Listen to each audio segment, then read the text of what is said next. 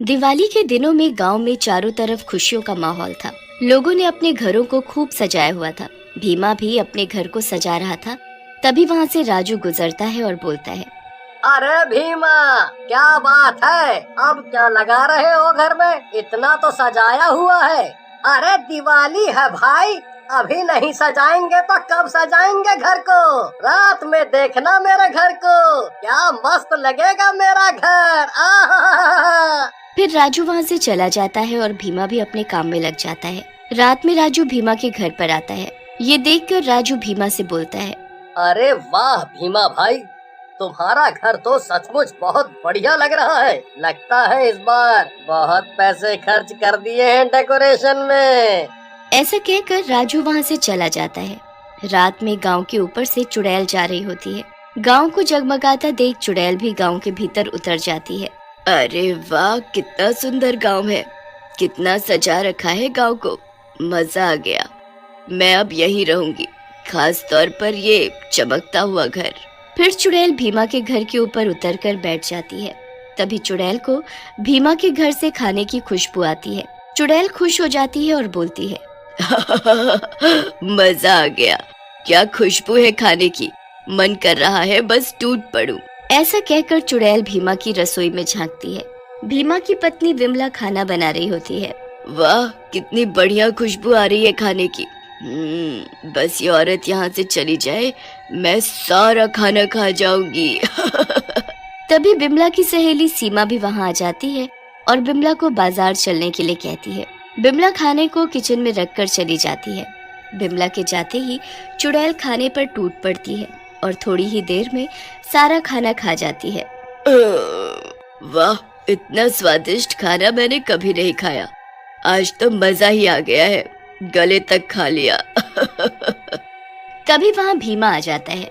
भीमा को देख चुड़ैल बिमला का रूप बदल लेती है। भीमा बिमला के पास आता है और बोलता है, अरे बिमला, आज अकेले ही खाना खा लिया? चलो कोई बात नहीं, मेरे लिए खाना निकाल दो, मैं भी खा लूं, बहुत भूख लगी है। भीमा की बात सुनकर चुड़ैल हड़बड़ा जाती है और बोलती है, जी जी जी जी जी जी जी, वो तो मैं खा गई। आज मुझे बहुत भूख लगी थी, इसलिए मैंने सारा खाना खा लिया। चुड़ैल की बात सुनकर भीमा हंसते हुए बोलता है, सारा खाना, तभी तुम मोटी हो रही हो। चलो कोई बात नहीं, मैं अभी राजू के यहाँ जाकर खाना खा लेता हूँ।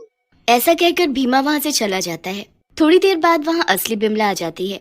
बिमला को देख चुड़ैल छुप जाती है। सारा खाना खाया हुआ देख बिमला को बहुत जोर से गुस्सा आता है। इस आदमी को तो मेरी कोई चिंता ही नहीं है, सारा खाना अकेले ही खा गया।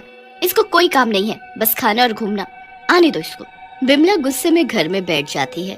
थोड़ी देर में भीमा राजू के यहाँ से खाना खाकर आ जाता है और बिमला को बोलता है, अरे बिमला, आज राजू के यहाँ खाना तो बहुत ही स्वादिष्ट बना था, मजा आ गया। ऐसा खाना बहुत दिनों बाद खाया है। हाँ खाओ, पहले घर पर खाओ फिर राजू के यहाँ खाओ। पेट न भरे तो पूरे गांव का खाओ। कितना बड़ा पेट हो गया है तुम्हारा। बिमला की बात सुनकर भीमा को भी गुस्सा आ जाता है।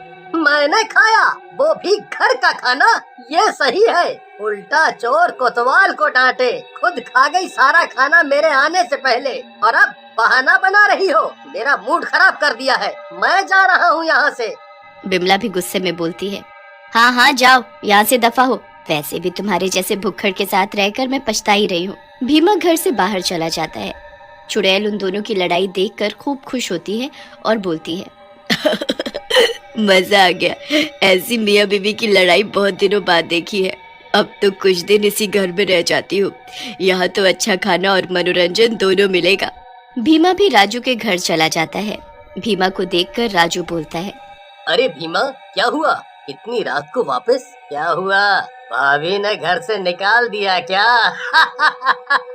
यार मेरा मूड बहुत खराब है, मजाक मत कर। आज की रात मैं तेरे घर पर ही सोऊंगा, समझा? फिर भीमा राजू के घर पर ही सो जाता है। उधर चुड़ैल भीमा के रूप में घर में घूमने लगती है। भीमा को देख बिमला बोलती है, आ गए वापस? मुझे पता था, नहीं रखा ना दोस्त ने। चलो घूम फिर कर बीवी ही काम आई, चलो अब चलकर सो जाओ। लेकिन भीमा बनी चुड़ैल कुछ नहीं बोलती और चुपचाप अपने कमरे में जाकर सो जाती है।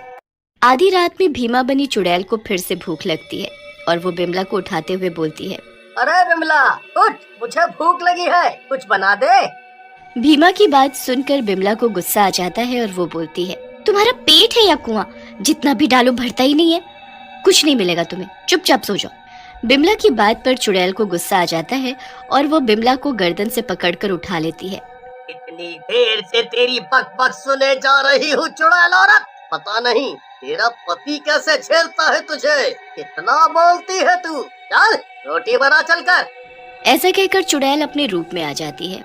चुड़ैल को देखकर बिमला डर जाती है और जोर से चिल्लाती है, अरे मर गई रे, चुड़ैल मर गई रे, कोई बचाओ रे। चुप कर जाहिल औरत, कितना चिल्ला रही है, मैंने अभी कुछ किया तेरे साथ, चुपचाप रोटी बना नहीं तो तुझे मार दूंगी। चुड़ैल के डराने पर बिमला चुपचाप रोटी बनाने लगती है। चुड़ैल भी खूब सारी रोटियां खा जाती है। ये देख बिमला चिढ़ते हुए बोलती है, 1 घंटे में 100 से ज्यादा रोटियां खा गई है, कितना खाती है ये, अगर मरने का डर नहीं होता तो इस नास मिट्टी चुड़ैल का टिटवा ही दबा देती। पूरी 200 रोटियां खाकर चुड़ैल डकार लेती है और बोलती है, मजा आ गया, इतना टेस्टी खाना, वाह, मन करता है तेरे हाथ चूम लूं। अब तो मैं कुछ दिन यही रहूंगी, फिर यहाँ से जाऊंगी, अभी मैं तुम्हारे कमरे में जा रही हूँ। ऐसा कहकर चुड़ैल वहाँ से चली जाती है। बिमला को भी डर के मारे नींद नहीं आती। अगले दिन सुबह भीमा घर आता है। बिमला उसे चुड़ैल के बारे में बताती है, जिसे सुनकर भीमा डरते हुए कमरे में जाता है। वहाँ चुड़ैल उल्टी लटकी होती है। भीमा को देख चुड़ैल बोलती है, आओ भीमा, तुमने मुझे नींद से जगा दिया। लेकिन आप तो उल्टी लटकी हुई थी। भीमा की बात सुनकर चुड़ैल हंसने लगती है और बोलती है, हम चुड़ैलें ऐसे ही सोती हैं, उल्टा लटक कर, समझे। अब मैं यहीं रहूंगी कुछ दिन और खूब मजे करूंगी। चलो अब तुम दोनों यहाँ से दफा हो, और अगर किसी से कुछ कहा तो तुम दोनों की गर्दन मरोड़ दूंगी। ऐसा कहकर चुड़ैल दरवाजा बंद कर लेती है। बिमला भीमा से बोलती है, ये सब क्या हो गया भीमा, अब हम क्या करेंगे, अगर किसी से बाहर मदद मांगी तो वो हमें मार डालेगी। फिर कई दिनों तक ऐसा चलता रहता है और दिवाली का दिन आ जाता है, लेकिन भीमा ने अपने घर में कोई रोशनी या सजावट नहीं की होती। ये देख राजू बोलता है, अरे ये क्या हो गया है, ये भीमा भाई कहाँ चले गए, कई दिनों से दिख भी नहीं रहे हैं, कहीं कोई बात तो नहीं हो गई। क्यों ना चल कर देखूं।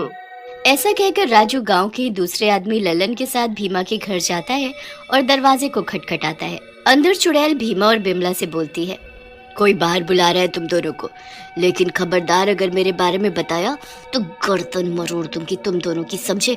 जाओ, जो कोई भी हो उसे दफा करो अपने घर से।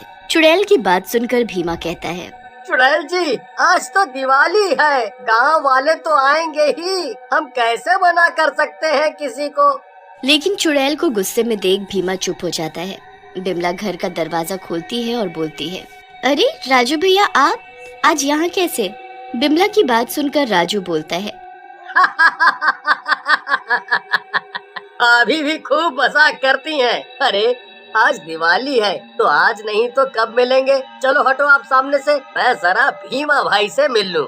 ऐसा कहकर राजू जबरदस्ती अंदर घुस जाता है, लेकिन अंदर चुड़ैल ने भीमा को पकड़ रखा होता है।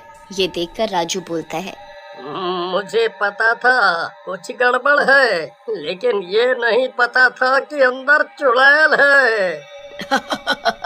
अब पता चल गया तो तुम कौन सा कुछ बिगाड़ लोगे मेरा, अब तुम सबको मारूंगी मैं दिवाली वाले दिन। ऐसा कहकर चुड़ैल भीमा को जोर से पटक देती है। अरे मर गया रे मेरा सर, अरे मार डाला रे इस चुड़ैल ने, मैं नहीं बचूंगा। भीमा चिल्लाते हुए बेहोश हो जाता है। अब ये देखकर ललन अपने गले में पड़ी भगवान राम के फोटो वाले लॉकेट चुड़ैल के ऊपर फेंक देता है। लॉकेट के ऊपर गिरते ही चुड़ैल जलने लगती है। मर गई रे, ये क्या डाल दिया मेरे ऊपर, मैं मर जाऊंगी। लेकिन थोड़ी ही देर में चुड़ैल पूरी तरह जल जाती है और चारों तरफ राम जी की जय जय होने लगती है। नमस्ते दर्शकों, मेरे वीडियो को लाइक कीजिए, चैनल को सब्सक्राइब कीजिए और बेल आइकन को प्रेस कर दीजिए और बने रहिए हमारे साथ रोमांचक वर्ल्ड में। तो दोबारा मिलते हैं नई स्टोरी के साथ, तब तक अपना बहुत ध्यान रखिएगा। धन्यवाद।